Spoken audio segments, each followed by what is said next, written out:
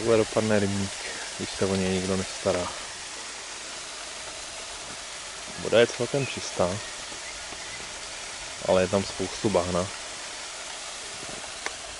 Břeh požranej tak o metr půdy.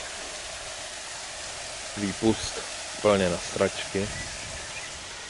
Rybník zarostlej, příroda si bere zpátky, co jí člověk vzal.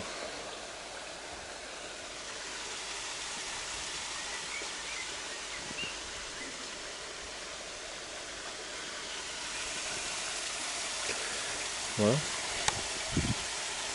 Takhle jednou všechno dopadne, co člověk zbudoval.